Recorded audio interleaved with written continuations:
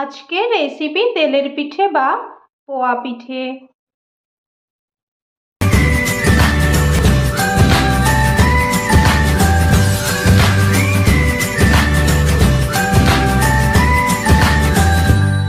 নমস্কার বন্ধুরা, অপরাজিতাস কিচেনে আপনাদের সবাইকে স্বাগত। আজ আমি খুব সহজেই বাড়িতে থাকা নানা উপকরণ দিয়ে পোয়া পিঠে বা তেলের পিঠে বানাবো।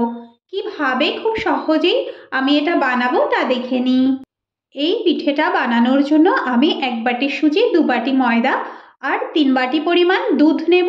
কিভাবে এই 1 বাটি সুজি, 2 বাটি ময়দা আর 3 বাটি দুধ দিয়ে খুব সুন্দর একটা স্মুথ ব্যাটার আমি বানাবো তা দেখে নিই। ভাজা পিঠে বা পোয়া পিঠে বানানোর জন্য আমি এখানে প্রথমেই 1 বাটি পরিমাণ সুজি নিয়ে নিচ্ছি।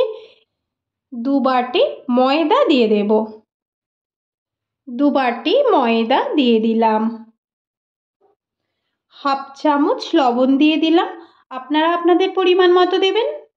1 বাটি চিনি দিয়ে দিলাম। এখানে আমি আরও হাফ বাটি পরিমাণ চিনি দিয়ে দিলাম, আপনারা আপনাদের স্বাদ অনুযায়ী দেবেন। আমার বোলটা ছোট হয়ে গেছিল, সেজন্য আমি বোলটাকে চেঞ্জ করে একটু বড় পাত্র নিয়ে নিলাম। এবার আমি ভালো করে সবগুলো একসঙ্গে মিশিয়ে নেব, তারপর দুধগুলো দিয়ে দেব। এবার 1 বাটি পরিমাণ দুধ আমি দিয়ে দিচ্ছি। একই মাপে কিন্তু আমি দুধগুলো দেব আর অল্প অল্প করে দেবো, একসঙ্গে সবগুলো দিয়ে দেব না। এবার এটা একটু মিশিয়ে নেব। এখানে আমি আরও 1 বাটি দুধ দিয়ে দিচ্ছি, দিয়ে ভালোভাবে এটা মিশিয়ে নেব। এবার আমি এটা খুব ভালোভাবে মিশিয়ে মিশ্রণটা বানিয়ে নেব।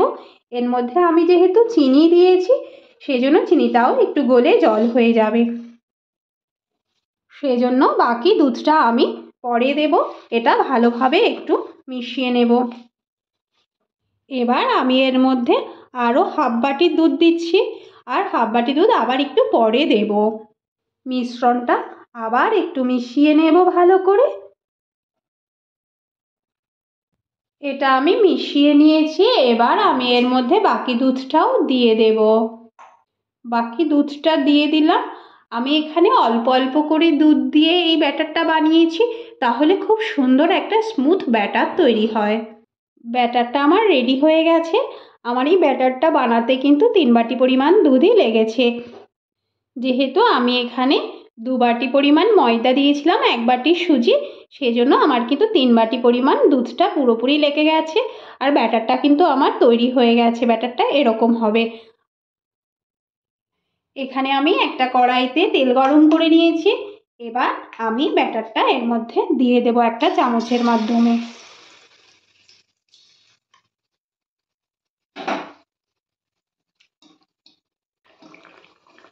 এখানে আমি গ্যাসের ফ্লেম মিডিয়াম টু হাইতে রেখে আমি এই পিঠেগুলো ভেজে নেব উল্টে উল্টে। পিঠেটা আমার ভাজা হয়ে গেছে। এবার এটা আমি নামিয়ে নেব। এভাবেই আমি সমস্ত পিঠেগুলো বানিয়ে নেব। গ্যাসের ফ্লেম মিডিয়াম টু হাইতে রেখে আমি এই পিঠেগুলো ভেজে নেব। এটা খুব সহজ একটা রেসিপি, এটা আপনারা চাইলেই বাড়িতে বানিয়ে ফেলতে পারেন। এভাবেই খুব সহজেই আপনারা বাড়িতে তেলের পিঠে বা পোয়া পিঠে বানিয়ে ফেলতে পারেন। খুব তাড়াতাড়ি এই রেসিপিটা হয়ে যায়। এই পিঠেগুলো বানাতে কোনো ঝামেলা নেই। পিঠেটা আমার ভাজা হয়ে গেছে। এবার আমি এটা নামিয়ে ফেলবো। এই পিঠেগুলো খুব সহজে আর তাড়াতাড়িই বানানো যায়। আপনাদের পিঠে খাওয়ার ইচ্ছে হলে আপনারা খুব সহজে এভাবেই তাড়াতাড়ি এই তেলের পিঠে বা পোয়া পিঠেটা বানিয়ে খেতে পারেন।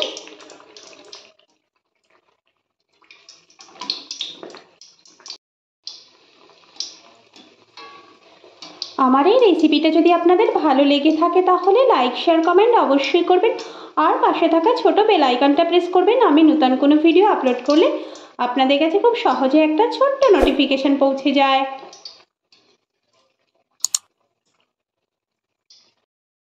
আমার এই রেসিপিটা যদি আপনাদের ভালো লেগে থাকে তাহলে বাড়িতে অবশ্যই একবার ট্রাই করবেন, আর কেমন হয়েছে সেটা অবশ্যই একবার বলবেন। এটা আমার রেডি হয়ে গেছে।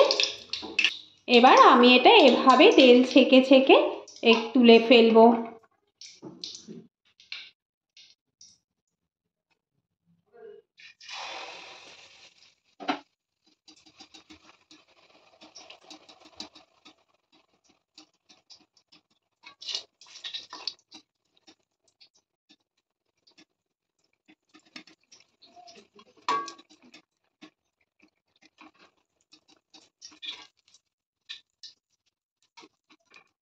হয়ে গেল আমার তেলের পিঠে বা পোয়া পিঠে।